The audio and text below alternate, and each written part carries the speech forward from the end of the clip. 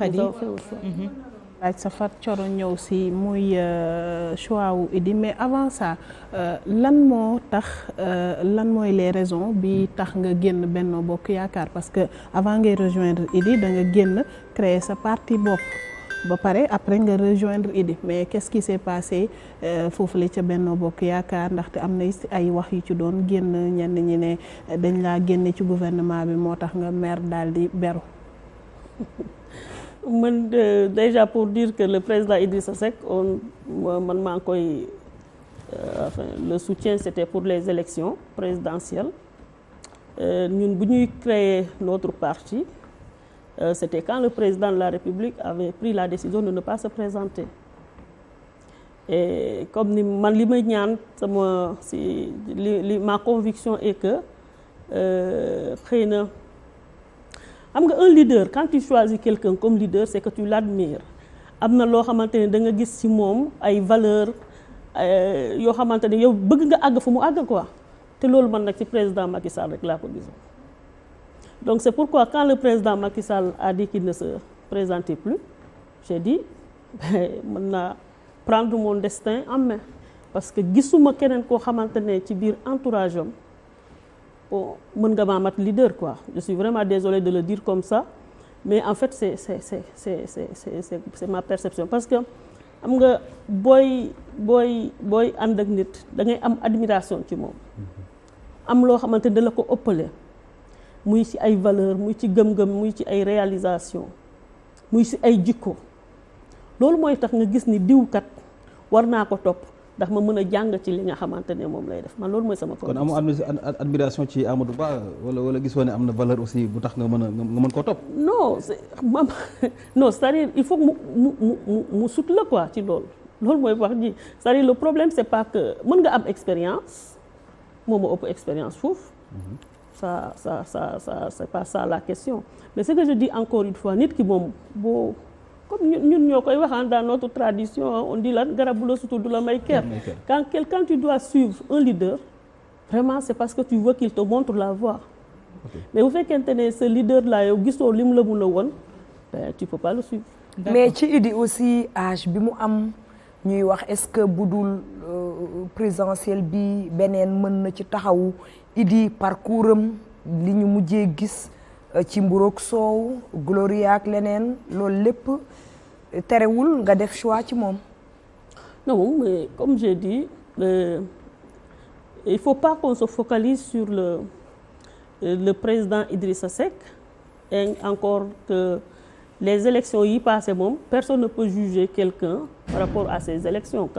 si quelqu'un le faisait loolu day mel ni da ngay passer complètement à côté de l'analyse parce que les Sénégalais se sont comportés comme s'il n'y avait que 2 candidats c'est tout le candidat de Benno Bokk Yaakaar et le candidat de Pastef et ils ont considéré qu'il fallait ñu concentrer seen effort ci loolu. est-ce que du tam politiquement lañu leen suivre par rapport ak li ñu def ci at yi yëpp xëy na comme ni nga ko waxee sénégalais yi gis rupture ba tax ñu teg ne Benno Bokk Yaakaar ak seen jëf. loolu mooy yaakaar bi c'est pourquoi ça peut être très compliqué. man li ma leen di ñaanal rek moom mooy nañu am réussite parce que bu ñu amee réussite ñun ñëpp ñoo ciy bénéficier ndax yaakaar bi dafa fort ñoom dafa am un discours boo xamante ne dañ ko tenir pendant maintenant une dizaine d'années les Sénégalais ont dit nañu tenter loolu pour xam donc ils ont besoin de changement. donc ci loolu la ñu toll mais actuellement bu fekkente ne dañoo bëgg a juger une personne par rapport aux élections là dina xaw a doy waar. d'accord ñu ñëw ci Ayoba laata ñuy ñëw sur le choix de Bassirou Diomaye Faye fait par les Sénégalais et également tey jii ban posture la ASSOM nar a adopté vu que coalition bi mu àndaloon tey ci élection yi le score bi ñu am ak yooyu les lendemains de Assome Diatta en politique. oui man en fait fi ma ko bëgg interpeller rek mooy ci seen nu mu tuddati stratégie de campagne bi ñu adopté ren Idrissa Seck ak coalition bi mu àndal j'ai trouvé ça trop mou quand même seen campagne bi ça s'est limité à des visites de proximité wala dem rencontrer ay militants alors que les autres faisaient des caravanes xam nga di mobiliser ay foules lan moo waral tekkaaral bi ak aussi Idrissa Seck on l'a pas senti impliqué même durant la collecte des parrainages gis nañ ni son équipe rek ñoo doon nekk ci terrain bi di yëngatu sur ce cadre là et même bi ñu leen recalé dem deuxième tour aussi gisaatuñ ko mu réagir ci benn yoon am na période boo xamante ni aussi Sénégal yëngu na bi Macky Sall décidé reporter élection bi ñëpp jóg taxaw thème pour contrecarrer loolu tous les leaders de l'opposition mais Idrissa Seck kenn dégg ko ci dafa def tekkaaral loolu bëggoon naa vraiment yow mi nga xamante ni après choisir nga dem jege ko pour ànd ak moom ci élection bi boo ci amee explication nga baaxee ko suñu mbokk téléspectateurs yi. Bon am nga ku nekk avec sa nature en fait ce serait très prétentieux de ma part pour wax moom quelles sont ses motivations profondes d'autant plus que la coalition je l'ai rejoint le jour même bi ñuy démarrer la campagne mais ce qu'il faut savoir c'est que moom c'est vraiment un homme quand même qui est assez réservé qui n'intervient pas à rue ou à dia comme certains le font et donc voilà il a pensé que ce n'était pas le moment en tout cas d'intervenir parce que en réalité période boobu tu étais obligé de choisir un camp ou un autre hein. Et donc voilà mais je pense que li gën a am solo moom mooy aujourd'hui on a ces résultats on prend acte que les Sénégalais peut-être il y a des choses qu'ils ont trouvées vraiment très très négatives et qui les ont poussés à choisir mais je ne pense pas que même s'il était intervenu que ça puisse changer réellement les résultats hein, au vu du score des deux principaux candidats. ni ma la gisee nga baal ma dafa mel ni ne tey jii nii seen échec li ko gën a wundu mooy population bi ñoo am benn bipolarisation. bu ñu def plutôt que yéen a peut-être joxewul les efforts qu'il faut pour gagner. Absolument il y a mais xam nañ ni il y a une bipolarisation de notre vie politique depuis quand même 3 ans déjà. boo xoolee Sénégal la soit tu es du camp de Benno soit du camp de Pastef rarement ngay gis ñoo xamante ne ils sont dans les autres camps et même pire c'est parti jusqu'à ce que à un niveau un peu insoupçonné hein, parce que avant on pouvait être dans une famille mën nga nekk ci benn famille te bokku leen gis-gis politique te ngeen am jàmm mais àgg nañu moment boo xamante ne ben bu ngeen bokkul gis-gis politique du ngeen laale et j'espère que loolu dinañ ko réparer parce que notre société comme je le dis il y a. kan nga jàpp ne moo instauré woon loolu ban camp nga jàpp ne moom moo indi woon loolu ba tax na jàppante rek lañ doon gis xol yu noonoo ak yeneen ci biir jikko yi rawatina ci wàllu politique. waaw mais xam nga xuloo moom ñaar a koy def donc ce serait trop facile d'accuser un camp ou un autre parce que comme je dis chacun a une part de responsabilité y compris nous-mêmes hein, nous-mêmes qui ne sommes peut-être pas forcément au cœur peut-être de la dispute parce que ku ci nekk am na loo xamante ne xëy na boo ko defoon dina am apaisement mais defloo ko donc quelque part moi je considère que war nañ ci tirer ay leçons pour loolu bañ a amati Sénégal parce que ça nous a fait énormément de mal. mais fi ma doon waxee mooy fi Ayoba waxee dañ ne sentiruñu torop ki nga xamante ne bi moo di leader seen coalition maanaam imprégné wul carrément ci li nga xam ne mooy campagne beeg loolu d'où ma question est-ce que du li ngeen bëgg a jël peut-être jàpp ne population bi ñoo def bipolarisation moo tax peut-être mooy expliquer seen du daanu bi wala seen ñàkk a gañe bi est-ce que du plutôt yéen a impliqué wul carrément rawatina seen leader Idrissa Seck ndax niñ ko waroon gisee tamit nit ñi constat boobu la ñu def. waaw yéen a joxewul li ngeen mënoon yëpp. c'est intéressant hein, cette question. Mais il faut voir le score des autres est-ce que les autres am nañu score bu rëy donc pour dire que je ne pense pas que ça aurait pu changer grand-chose peut-être mën na améliorer le score mais je ne pense pas que ça aurait pu changer grand-chose. Mame Diarra. waaw man li may xalaat un peu mooy est-ce que Assome Diatta à un moment tombewul un peu ci piège wu ñi nga xamante ne nii au paroxysme du face à face entre Pastef ak le pouvoir dañu doon wax ne gisuñu un peu ngay jël position pour faral Benno ñenn ñi sax dem ba doon xalaat ne da ngay jàppale am quelque sorte Pastef ci suuf ñu dem ba nga xamante ne ni Benno Bokk Yaakaar boobu nga nekkoon am nga ak ñoom ay jafe-jafe nga génn léegi ñu jub ci élection présidentielle est-ce que foofu nekkuloo même bu nekkee sànq yaa ngi wax ne sentir nga ci Sénégal un besoin de changement mënuloo dem ci changement boobu parce que bu yàgg ci ginnaaw dañ doon wax ne est-ce que Assome Pastef la bokk da leen di jàppale pourquoi lu leen attaquer et tout ça amoo woon blocage ci moment boobu. non ma ku xam Assome Diatta xam ni li ñeneen ñi xalaat du conditionner man mon action.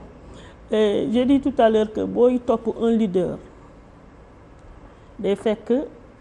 nga gëm ni diw c'est mon leader nga mën a évoquer ay raisons yu mën a justifier nga topp le leader. ñun ci suñu parcours politique bu ñu demee ba créer un parti politique c'est qu'on veut incarner un leadership au Sénégal. Donc ce leadership nous impose aussi ñu mën a di gis yoon ñu yaakaar ni yoon bi moo baax pour la population ñu orienter la population ci yoon boobu. Parce que le leader en réalité c'est lui qui doit montrer la voie aux populations, c'est pas le contraire. Maintenant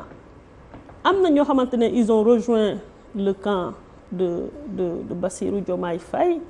certainement parce qu'ils se disent que le vent souffle en leur faveur, donc il faut que ma dem foofu. Donc c'est pas que dañ fa dem par conviction mais dañ fa dem par opportunisme. Ah bon? man je ne suis pas une personne opportuniste parce que li ma gëm moom mooy li ma war a am lu ne ginnaaw yàlla man maa koy liggéeyal sama bopp kenn du ma ko jox et loo xamante ne gëwuma ko maanaam bu fekkente ne gëwuma nit ki bon du ma mën a dem foofu même bu fekkente ne ñëpp a rué vers cette personne. Donc c'est moins le problème de la posture de Benno mais plutôt un choix personnel. Et évidemment dans tous les partis le mien y compris bi la question du choix bi mu posé certains étaient pour Bassirou Diomaye Faye, d'autres étaient pour Amadou Ba, voilà, d'autres pour un autre camp. Donc mais madame la ministre baal ma foofu parce que man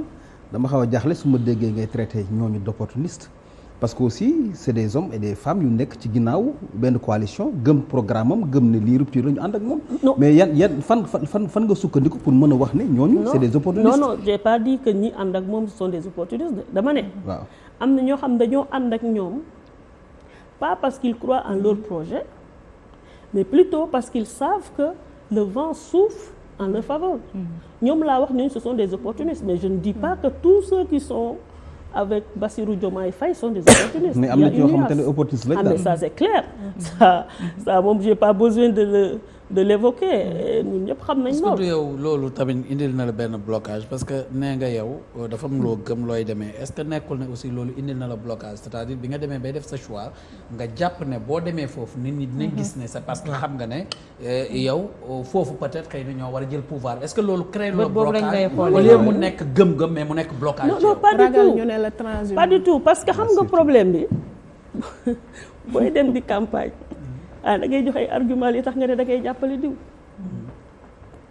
mais man awma argument boo xamante ne tey bu ma demoon campagne danaa ne loolu moo tax ma bëgg ñu jàppale Bassirou Diomaye Faye xanaa ma ne Bassirou mooy Sonko loolu rek mooy doon sama argument. mais gisoo benn mbir moo xamante ne ci moom wala ci entourage am loo xamante ne jàpp nga ne ñii suñu leen porter au pouvoir ils vont apporter un plus à ce pays là. non c'est-à-dire j'ai pas vu quoi parce que xam nga par exemple bu ñu jëlee Idrissa Seck loo ko mëntul waxal di nga ko ne def na ay réalisations chantier de Thiès boo fa demee daanaka il y a pas eu beaucoup de plus amul plus daal par rapport ak am na ay traces yu mu fi bàyyi man je suis thiessoise aussi donc je sais un peu ce que ça a apporté à ma région qui est Thiès bu ñu ñëwee ne am na parcours tel am na lu mu jot a liggéey voilà di nga mën a expliquer quoi maintenant Bassirou Diomaye xam nga yàlla nag moom mooy fal te gëm naa ni yàlla mi nga xamante ne moom moo ko fal dina ko inspirer jox ko suffisamment de lumière pour mu mun a doxal parce que yàlla ku mu fal rek dina la jox les instruments qu'il faut pour nga mën a doxal quoi. mais man je voyais pas ça. kon sa choix man su ma juumul yow da nga ko porté ci ki nga xam ne am na lu mu def nga gis. c'est ça yow foofu nga porté woon. mais y a une première à toute chose yow gëmoo ne nit madame le comme bi ministre tey mi waaw. deful dara mu xëy rek. ne y a une première à toute chose wàññi bu nekk ci benn lay commencé. diriger man gëwuma loolu. wàññi bu nekk madame le ministre benn lay commencé. waaw mais moo tax ma ni. tey jii pourquoi président Macky Sall bi mu lay nommé ministre mu porté choix am ci yow. parce que j'étais d'abord chef de service du commerce. J'étais directrice du commerce extérieur. Wow. C'est-à-dire